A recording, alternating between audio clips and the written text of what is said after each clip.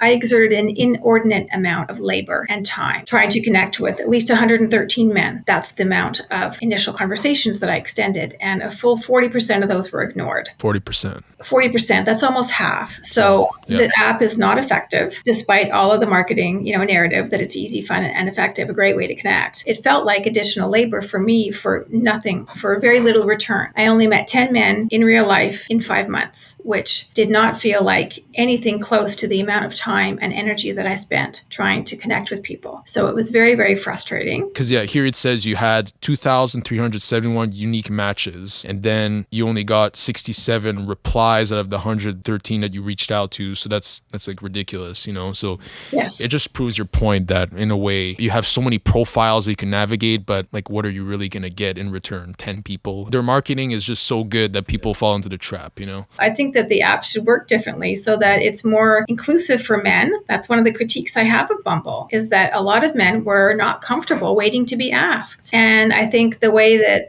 particular app was designed, they didn't take men into consideration at all. It was just like, oh, this is like feminist and this is go girl and you do this and you're going to be in the driver's seat. And it's like, I'm trying to communicate with someone else who now is being forced to wait to be asked out. It sets up antagonisms between male and female users, again, on the hetero version. That's one of the biggest critiques I have of Bumble. And so it's no wonder in some regards that on that app, especially, that's where I experienced the most misogyny and specific anti-feminism pushback, right? It's very connected to the design of the app, not just the users, right?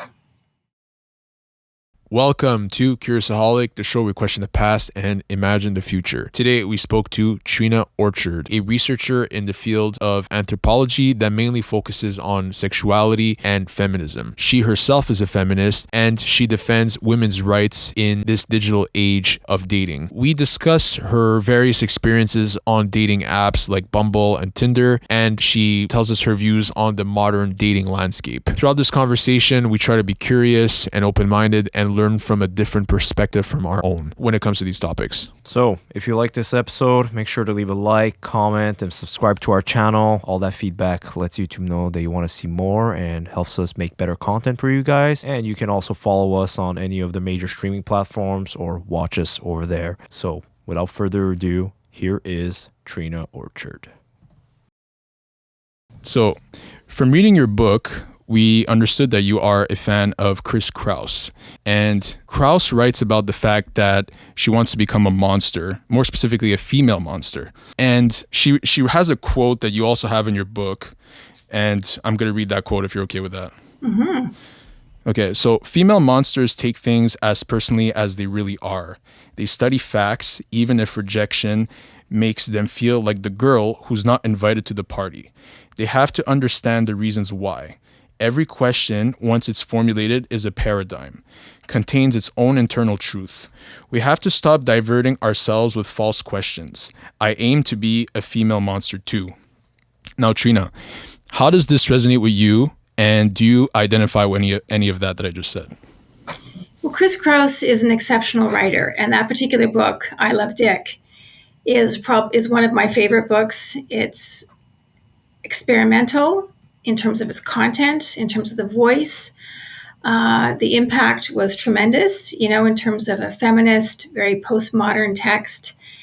And, I resonate, or I really find myself in a lot of the pages that she writes about, specifically in the book, I Love Dick. And in terms of the female monster, I do really associate with it because within the broader context of the patriarchy, as I write about in the book, there is a way that the patriarchy works on us to the point where we don't recognize ourselves. And that can be seen as producing a kind of a monster when you're not entirely sure who you are, right? But Chris Krauss is kind of turning some of that on its head and looking at being a monster as someone sort of beyond the bounds of normative social expectations and roles, and finding creativity there. And I think that that's really interesting and quite exciting. Mm-hmm. A great answer, yeah. So you mentioned the patriarchy there. So do you think that we live in a patriarchy? And can you explain why you think that?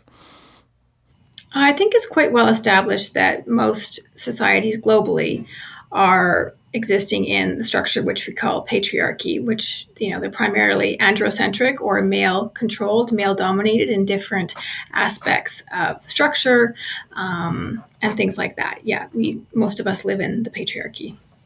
Okay.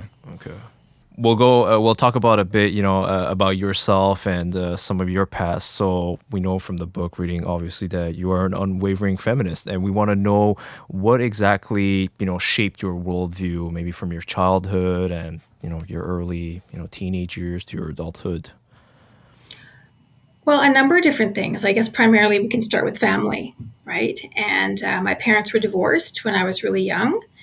And they had very different impacts on me as a woman and a child. I didn't see my dad all that often, but when I did, it was a special occasion. And his particular social circles were more overtly feminist, political, very much activist oriented. You could call it sort of hippie-oriented culture. He's the one who took me to libraries, to art galleries and museums as a child, all throughout my coming of age. And that made an indelible mark on me in terms of the importance of books, art, and also different ways of expressing ourselves as people. And my mom's impact was different. I lived with her till I was 17 or 18, and as well as my stepdad. And, she comes from a family that encountered a lot of trauma, and some of that got passed down to me.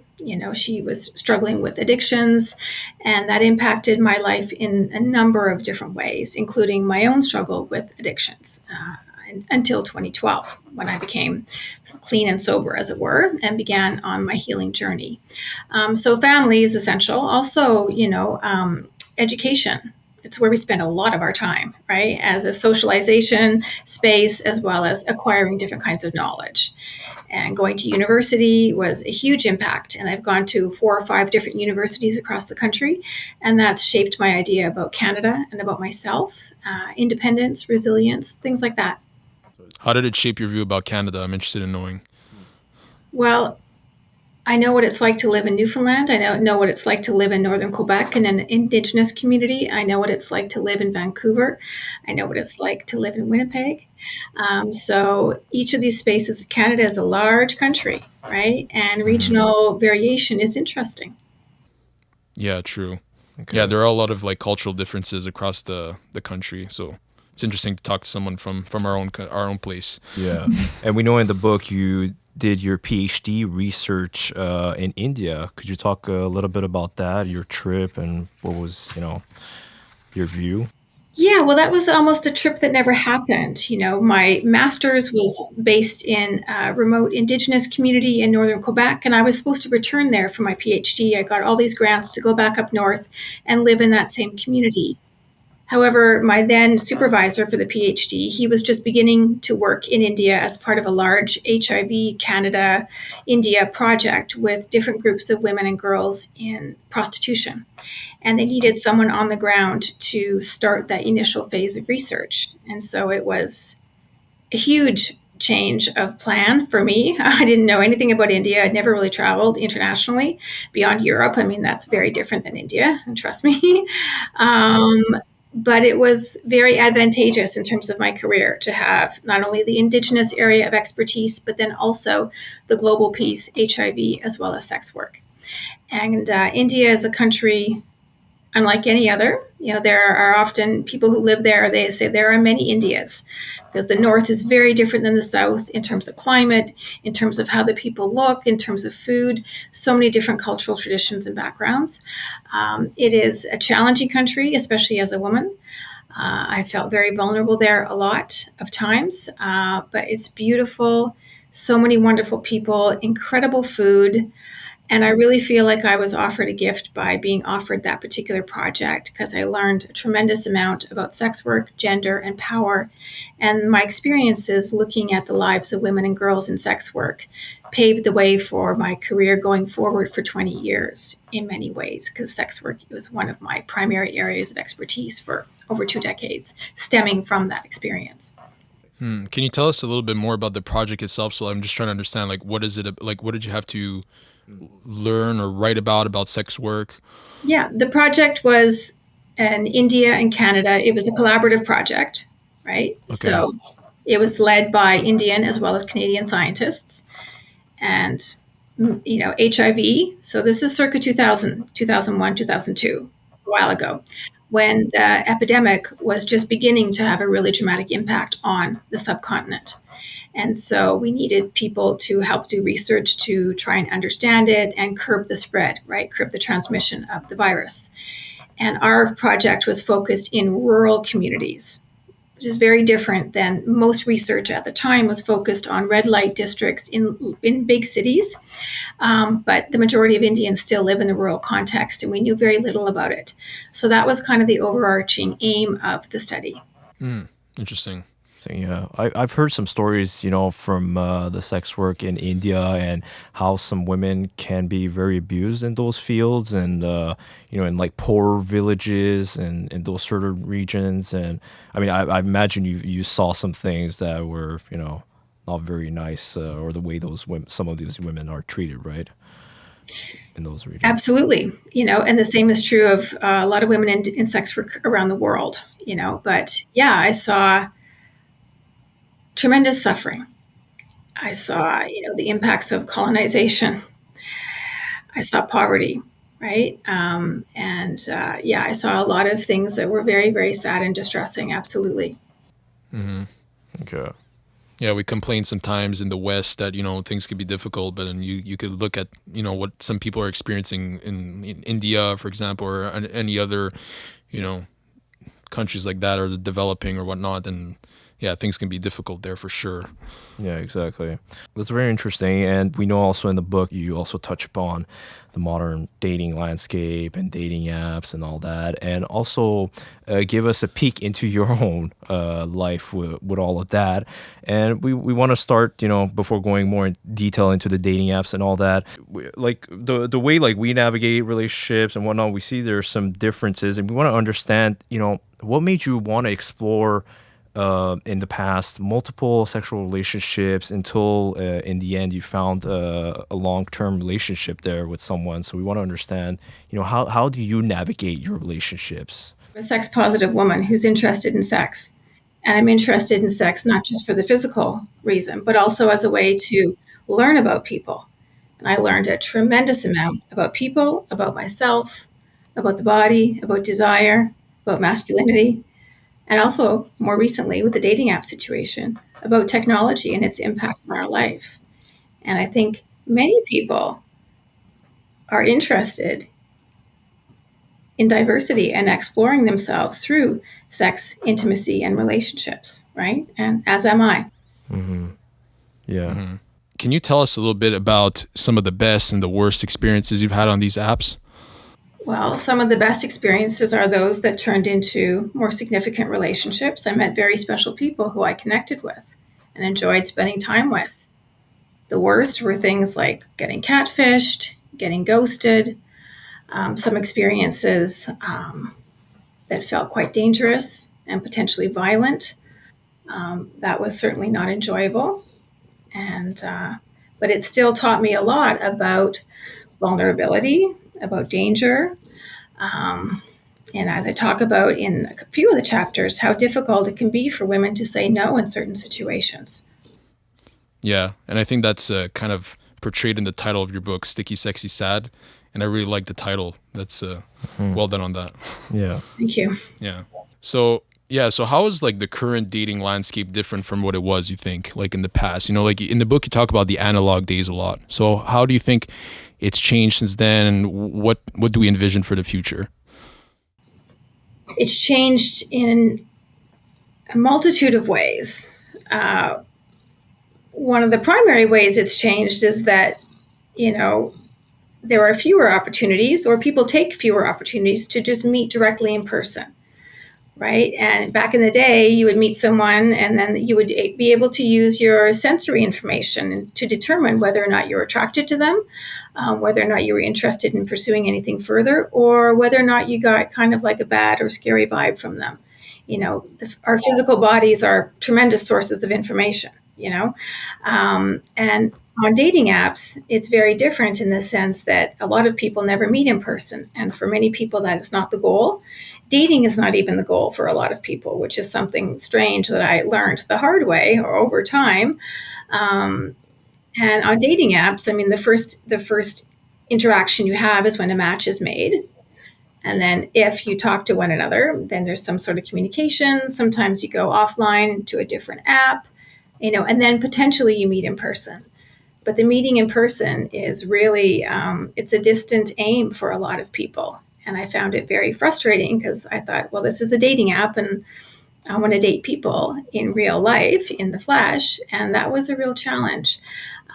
Yeah. And yeah, so you mentioned that before a lot of people used to meet in person, and now a lot of people, everything's done mainly virtually online.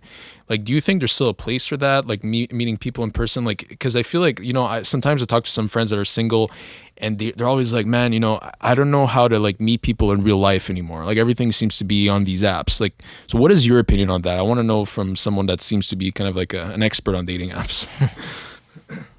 Yeah, I think that there is always an opportunity to meet in the wild. And I do think that you're right in the sense, and I talk about this in the book, the way that our hyper reliance on digital technology dulls our interpersonal skills, right? And people hide in the phone, whether they want to or not. It's become so normalized that it becomes a refuge and a safe place to conduct work, school, relationships, etc. But for some people, it can make meeting in person very, very difficult. And the dating apps have really monopolized this because part of their marketing messages are that dating is so difficult. Dating is so hard nowadays, so you should just rely on our products to help you meet people. Right? It's a way to keep us swiping and keep us dependent on the different platforms. And that's really problematic because dating apps haven't been around for 20 years. They're relatively recent. So it is not the only way to meet, but it has been marketed as such. And a lot of us have just passively accepted that. And so I think a lot of us have gotten lazy. But we're seeing a huge pushback and resistance to dating apps among a lot of younger generations, which I think is really healthy. That's because, in part, dating apps are kind of boring to use and they're not that effective. And so there is a return to the wild. And I think that's really great and encouraging. Okay, so you think this returning to wild is kind of resurfacing. So, but how would you like? What kind of advice would you give to like a young man to meet someone in the wild, as you call it? Because I feel like some men are either scared or like they're scared to come off as creepy or Yes. I hear a lot of like these. So what is it that would you recommend? I think it's a very important point. There is a lot of talk about toxic masculinity, right? Fragile masculinity. Men are often depicted as being dangerous and violent, perhaps, right? And I think that men are also very vulnerable. And a lot of them who I met on these dating apps, as well as just, over the course of my life, they talk about wanting a space to express their feelings and wanting more than what society tells them that they should have. They don't all want to have a family. They don't all want to have kids. They don't all want to be the primary breadwinner, right? So a lot of them want something more than what society tells them they should desire. And that leaves them really feeling quite frustrated, But in terms of suggestions for ways for men to meet people, it depends on who they're looking for, which kind of, demographic they're attracted to. But I guess you would start with, spaces where people who you're interested in spend time, right? Whether it can be church, it can be a social group, it can be a yoga studio, it can be a certain club, a certain part of the city. Start spending time in the places where the people who you're interested in are also there, right? So that's kind of a basic starting place. And there's different like meetup groups and specialty groups for different people's different interests. Joining those and meeting people, in person, and also things like speed dating are coming back, whether you like it or not. It could be a beginning. Mm-hmm. Yeah, I think we like that community aspect more and more in our society, right? Less groups, less people just being together in physical spaces, I think, I think the pandemic also had a play in that, right? I know you touched on that in the book as well. Yeah. Everything, like, I just feel like before there were a lot more like gatherings between people, and even though like we are kind of tending towards like more normalcy again, it still feels like a lot of people are just, you know, either communicating online or staying inside more. That's just the vibe I'm getting. Yeah, no, it's absolutely true. I mean, in my workplace, there's hardly anyone there. Whenever I go to the university, I mean, the students are there. And depending on the day of the week, I might see the odd colleague, but it's changed dramatically. And I chat about this with a number of my friends. Like we're still not over the pandemic and the impact that it had. Lots of people, they're like, I flake out all the time at the last minute. You know, I kind of want to go to these things, but then I'm like, no, I'm just going to stay at home. Right. So that is an added barrier for people to meet in the wild. It's important to talk about it.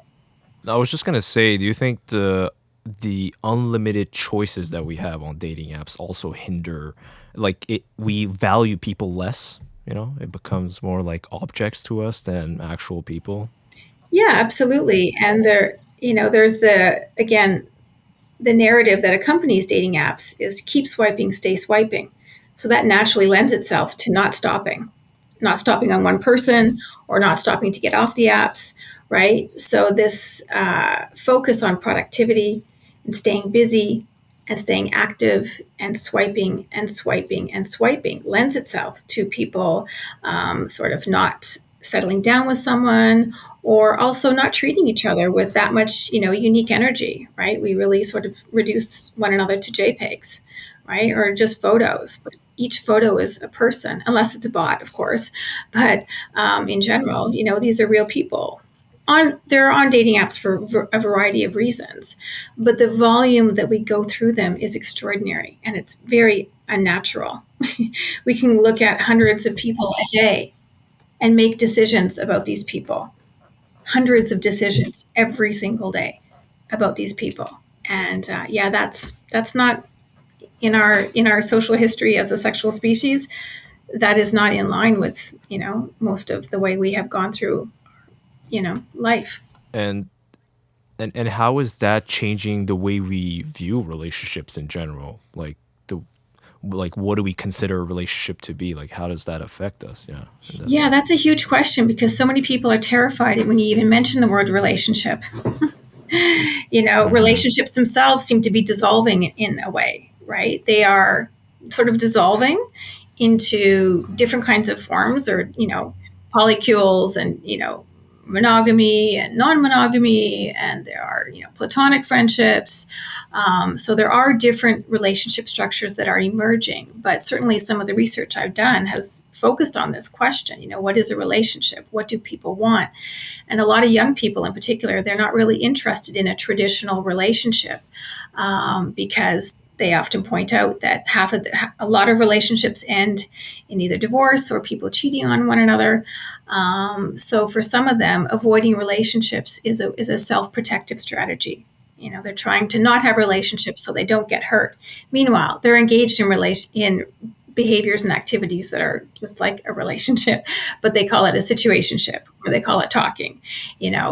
Another reason why young people are sort of pushing back against relationships in general is because they view it as a category and a way of being that they've inherited from older generations that do not reflect their particular diverse, fluid, sort of multiple realities.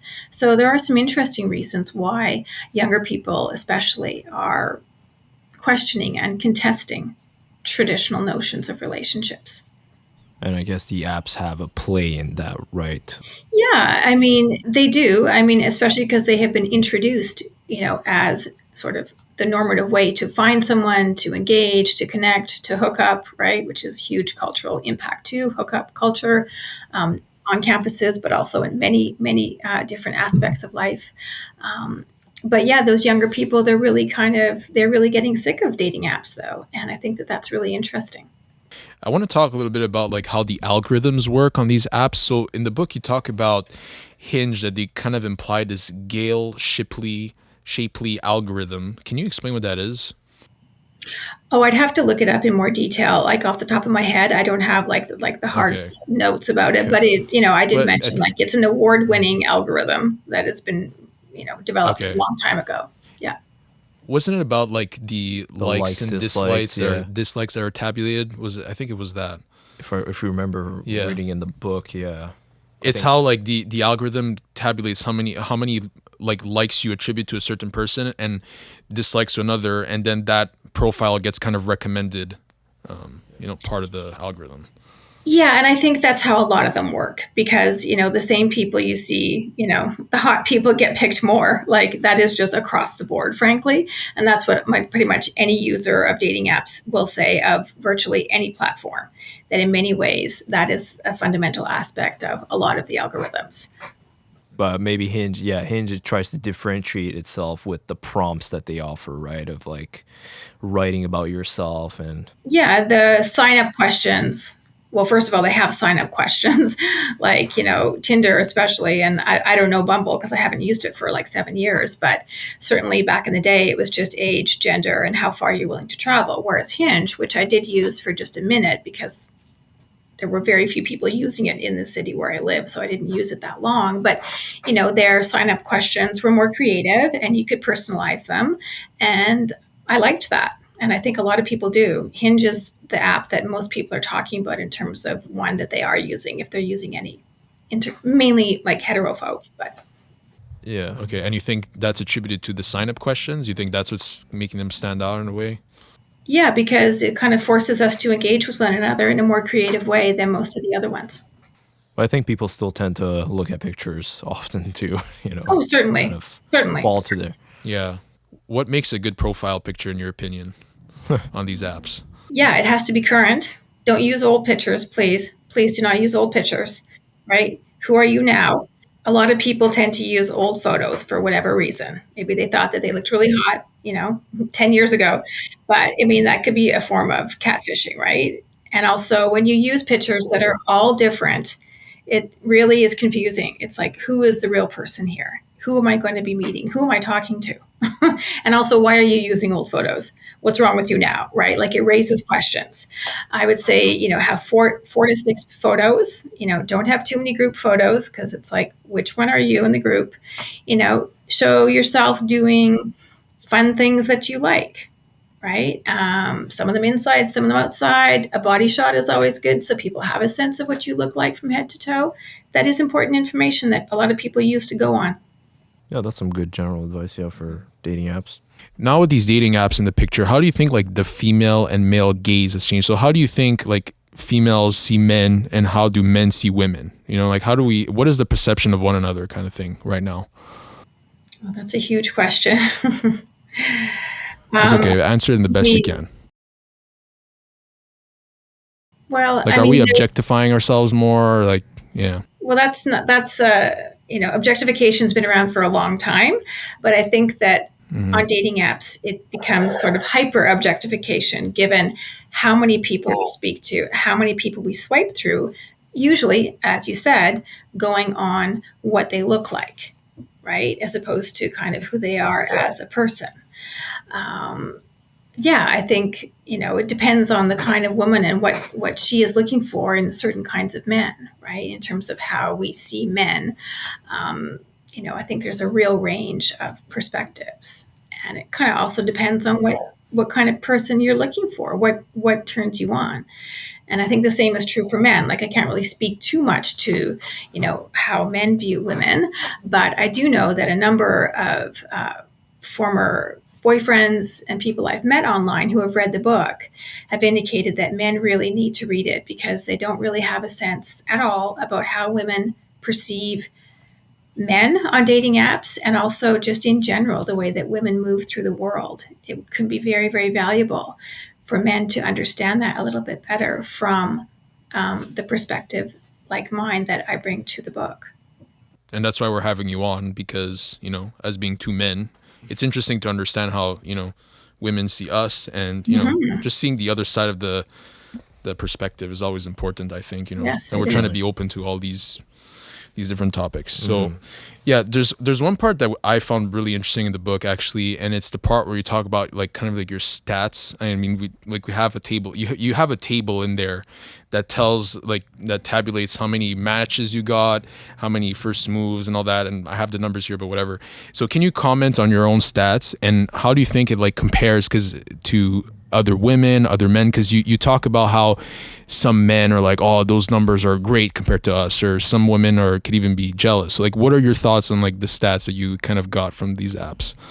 Well, it's not from these apps. It's just from one app. Those stats are specifically from Bumble. Yeah. Yeah. And I believe it got 27, 13, like total matches, and on that app, on the hetero version, until very, very recently, women had to make all the first moves. I mean, as I talk about in the book, I exerted an inordinate amount of labor and time trying to connect with at least 113 men. That's the amount of initial conversations that I extended, and a full 40% of those were ignored. So 40%. 40%, that's almost half. So the app is not effective, despite all of the marketing, narrative that it's easy, fun, and effective, a great way to connect. It felt like additional labor for me for nothing, for very little return.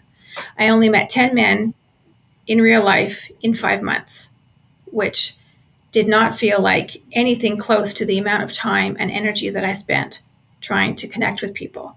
So it was very, very frustrating. Yes, I've written about these stats before, and a lot of men have said, what are you bitching about? These are great. I would kill for these. And that's fine. I'm talking about this within the context of my life. I'm not saying that they're more than what other people have, or that they're less, or that, I'm a big deal because I got these stats. My point in sharing these numbers was to really poke holes in the gleaming narrative about how effective and how easy these apps are. It's not true. I had to spend so much time, so much energy, get like sexualized, objectified, turned down, ghosted, catfished to meet 10 people in 5 months.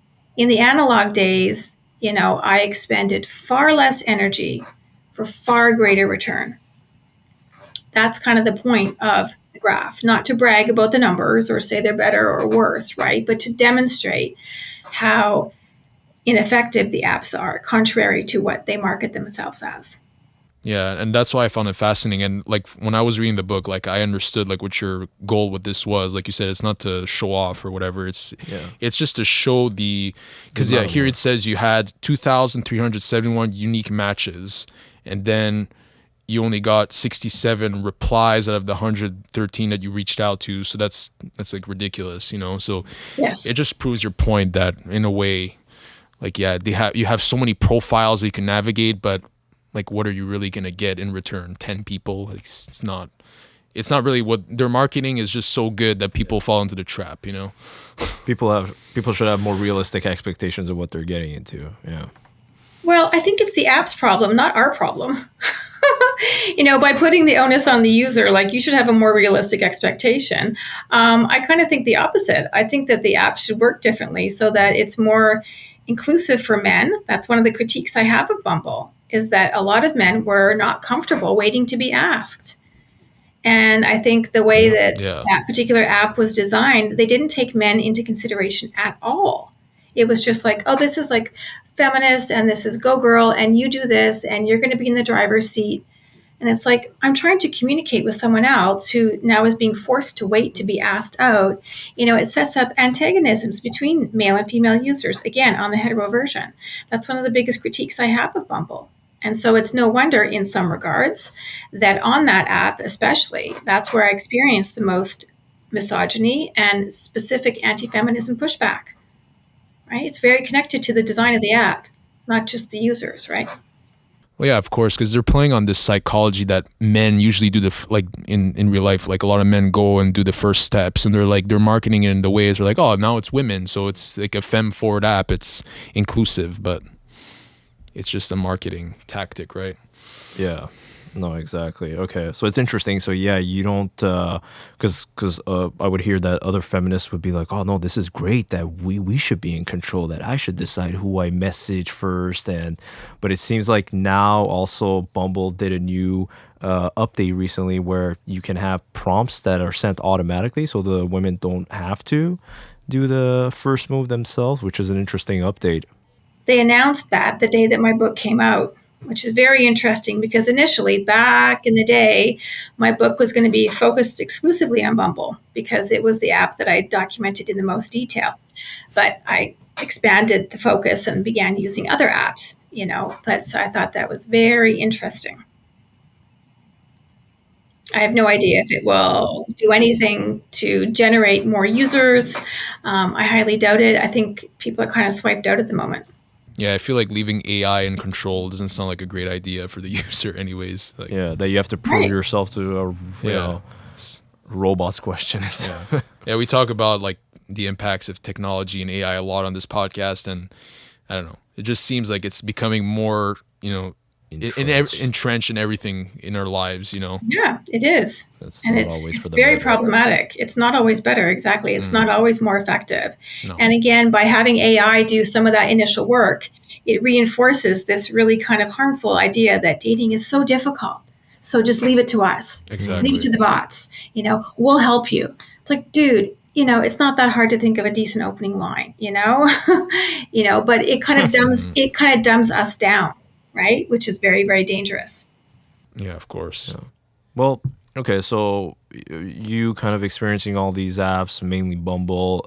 If you were to design a dating app, like what sort of features or things you would put in that would make the experience better? I mean, maybe you might not know because it's a lot of algorithms involved in all of this, but what would be your take on a better dating app? Yeah, I'm not an algorithm designer, but I've certainly been consulted by 5 or 6 different people and companies who are designing dating apps. So I do have some expertise in this regard. First of all, we have to think about safety, and we have to make them fun. They're boring. They're so boring to use. Make them fun. Make them more current. Like I think perhaps borrowing some of the opening line situation in terms of when you sign up from Hinge. Tell us a bit about yourself, because when you leave the user in control of what the profile says, it can often be blank, it can be false. Whereas if you've got some interesting information that has been kind of generated by you and in conjunction with the app, people will just be able to get a more fulsome sense of who you are. I also think it would be very nice to have some sort of function whereby users could communicate with one another within the app. And what I mean by that is kind of thinking about safety, right? Because we have these like Facebook groups, like, are you dating the same guy in city, as a place to like roast men on dating apps? Well, that's not really having that great of an impact, frankly. But if there was a way for users to communicate with one another through the app, that might be a much more efficient and quick way of potentially warning people about, bad apples, as it were, or calling people out, right? And having a way to screen user data to avoid bots and avoid catfishes, doing perhaps more strenuous checks on people's identity. Of course, that will raise security concerns. So there are a lot of things to consider, but it's definitely possible to have apps that are more interesting. Also, try less coercion. Don't just give us intermittent wins like mini slot machines, and you'd have a lot more user loyalty. And do you think that apps should focus on like try to learn really who you are? I mean, I know there's other websites like what is it, eHarmony, Match.com, where they have this slew of questions they take down and they try to match you with the most compatible person, or maybe just offer you a roster of people that are just in line with you instead of you having to go through, okay, like I'm looking for a long-term relationship, but I have to go through like people who are casual or, just not really serious. Well, some apps are making those changes as we speak. They're having certain pages or sections for people depending on the kinds of relationships that they're interested in pursuing. So more casual over here, long-term over here, open or poly here, so that can help sort of organize. Although people they can still say whatever they want to say, right? You can't really avoid that. But, so some apps are beginning to tailor what they offer within their platforms. Yeah, and I think the safety component is really important. I mean, I could imagine how many just like predators and all kinds of like shady people must be on these apps that we don't even know about, right? I mean, like even yourself, you encountered just from the time you were on the apps, you encountered some shady people. Like I could just imagine younger teens on this, and it's exactly. We need to be careful for these people, Yeah, that's right. We need to be careful for these people, and we also have to have more specific and stringent ramifications for people who do behave badly and do swindle and do commit different acts of violence. They cannot just be allowed to just go on a different app, which we have seen so many stories on in the past.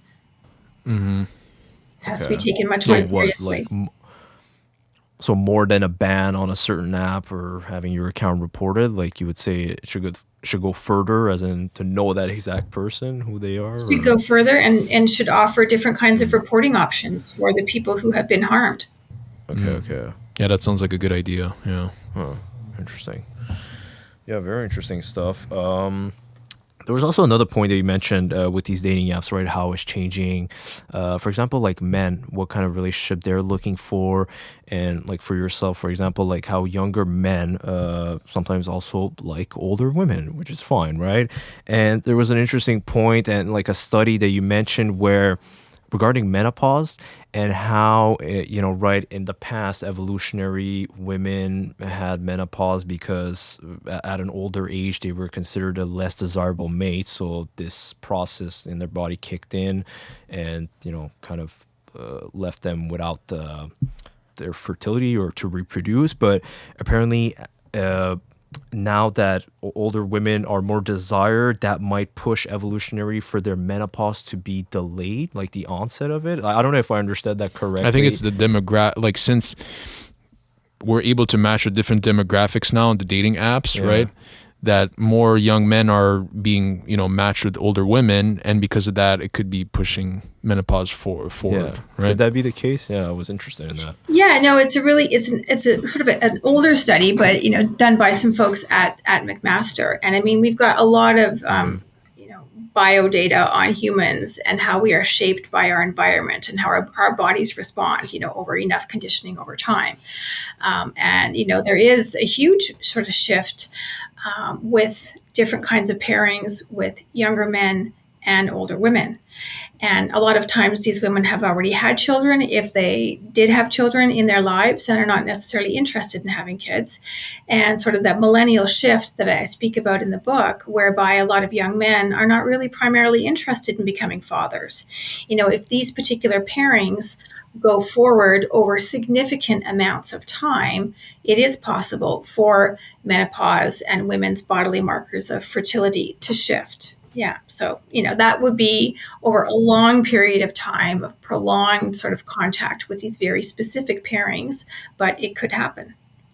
Yeah, that's a really interesting study.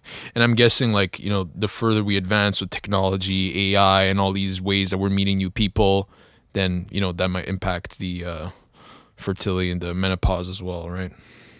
Yeah. That's very interesting, yeah. Shows how the environment does definitely shape our evolution and biology as well.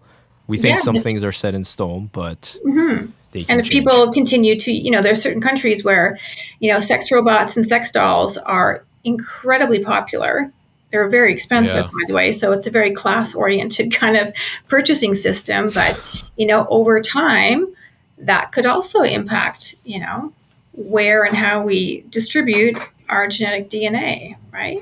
And if we do. Mm-hmm. Yeah, what are your thoughts on those AI sex bots and all that? Like, I don't know, it just seems like it's getting out of hand to me.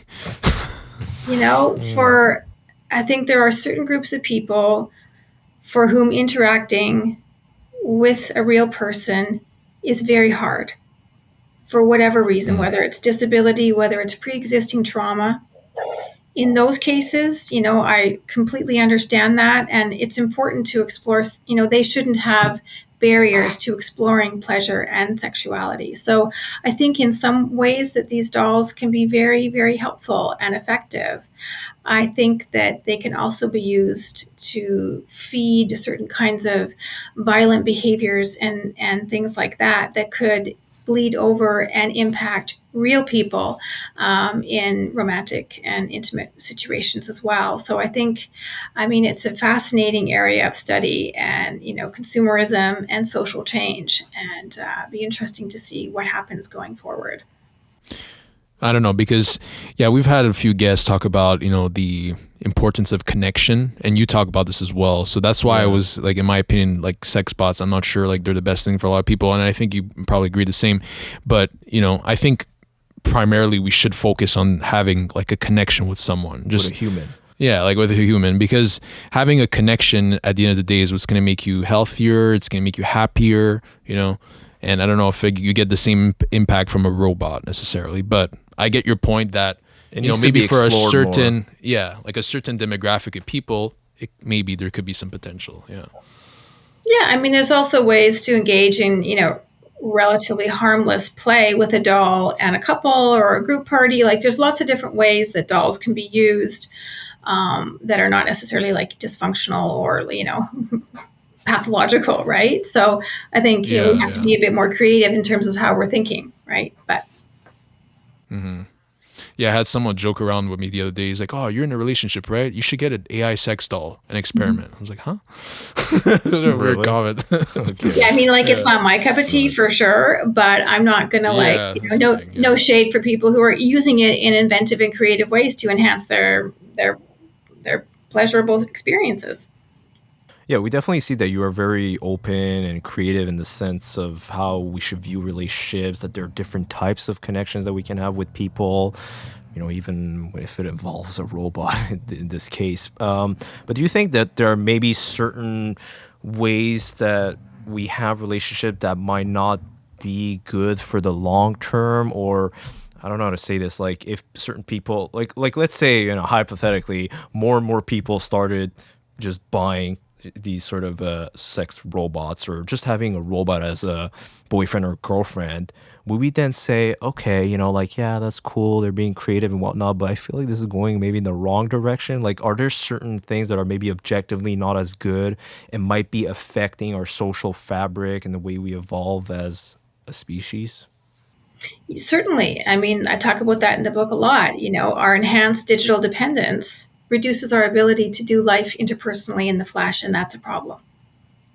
So absolutely. I think that's another reason why I really encourage people to like enrich their ecologies and try to the best of their ability not to be exclusively dependent on digital technology in terms of romance, and perhaps in other ways of life too. If we begin to like replace humans with digital partners, en masse, in huge numbers, we think the impact of dating apps is problematic. It will be like a 2.0 version if that starts to happen, because I think we need human touch in a lot of ways. And I'm not sure to what degree a robot or AI can generate the same kinds of physiological responses that we have long relied on as human beings. For whether it's procreation, intimacy, communication, a sense of belonging, Mm-hmm.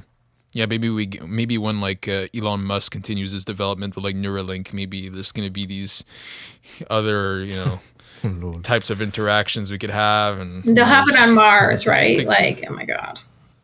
Yeah. Yeah, exactly. Right? Yeah, that's the thing. It's getting far-fetched. Yeah. But yeah, no, interesting stuff on the dating apps and the modern dating. It's so ever evolving. We can't seem to catch what the next thing is, and you always have to be in the loop nowadays. You go a week off and everything has changed. Everything's Yeah, going but so fast. I wonder how much it really has changed, right? We're used to being fed media stories about things changing at the drop of a hat. That's part of what drives the media machine. Certainly a lot of things change very quickly in our society. But I think I think it's very encouraging to see younger people in particular, who are often called like the digital generation, pushing back against things like dating apps, which are fundamentally digital, and wanting that preference to do things in the sort of go out in the wild, which is not necessarily familiar for them, perhaps.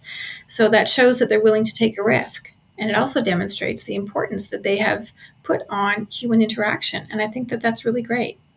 Yeah. Yeah. And like you said, I think this transcends, further than just the dating apps. Like for myself, like I used to work online all the time, and now I have a new job where it's in person, and it just feels so different. It's like I'm not even used to it anymore. It's like, wow, like people, like I don't know. It's just weird, Yeah. Yeah. And I almost felt like stressed, working online. Like it was like everything felt like I feel like I had to like plug into the matrix every day, and then at the end of the day I would unplug. But now it's like in person, it's so different, right?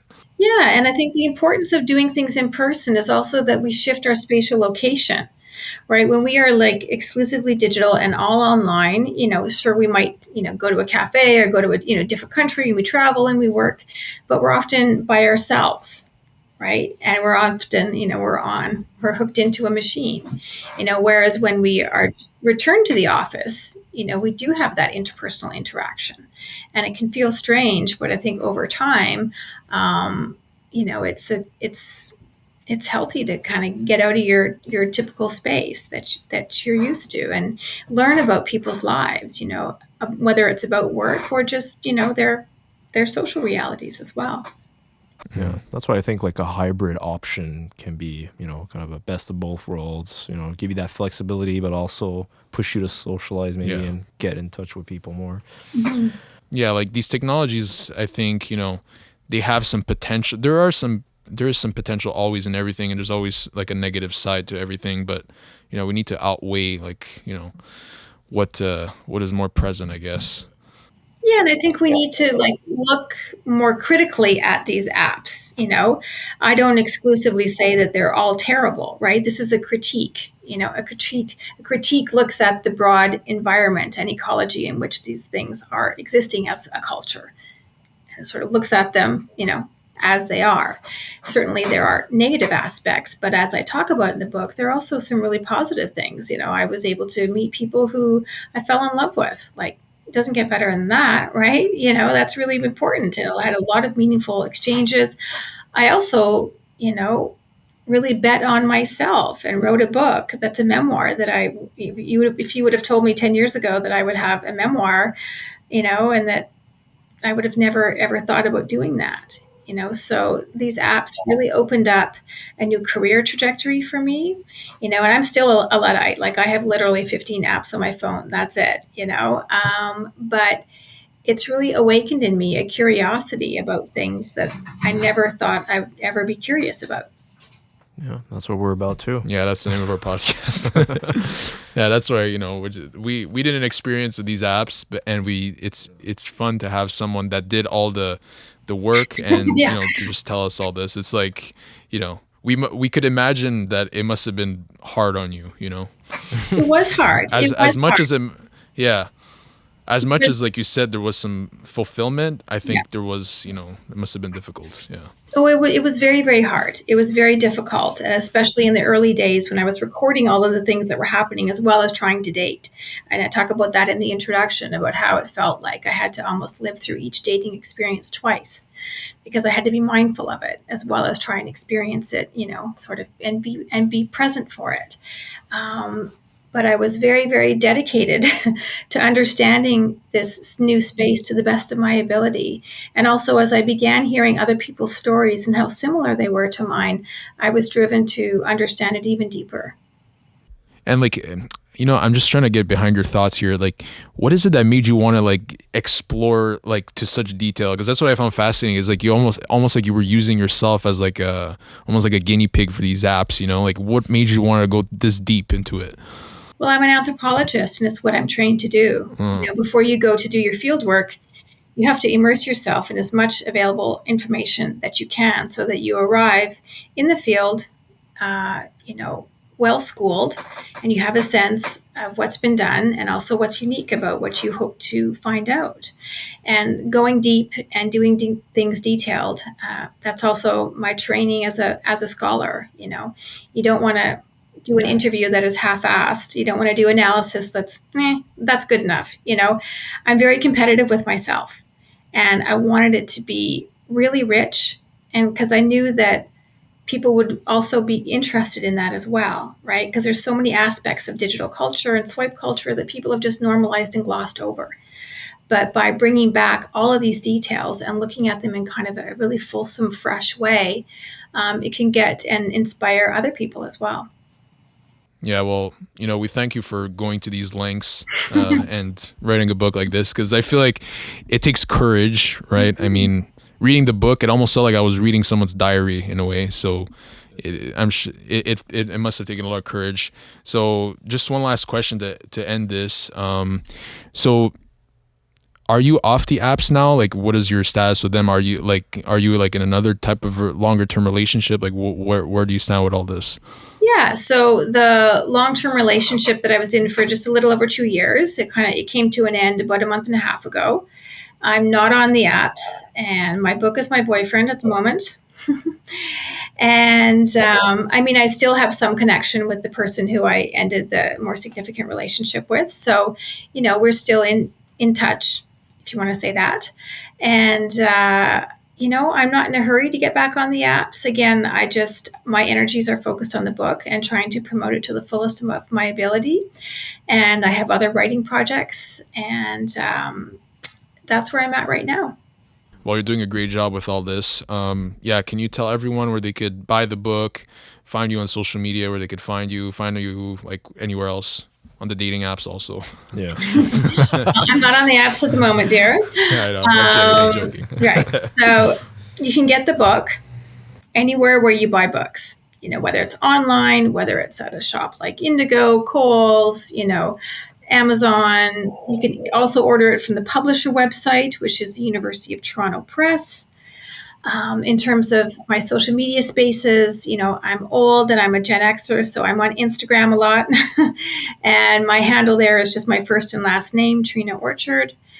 I also have an account on Substack. I have a newsletter there. That account is called Got a Light ? And I'm on Facebook, my first and last name. I'm also on X, and my handle there is Sticky Sexy Sad. And I'm also on LinkedIn, and it's my first and last name. Sounds great. That's all great, yeah. Yeah. Well, thank you for coming on. We appreciate your time. My pleasure.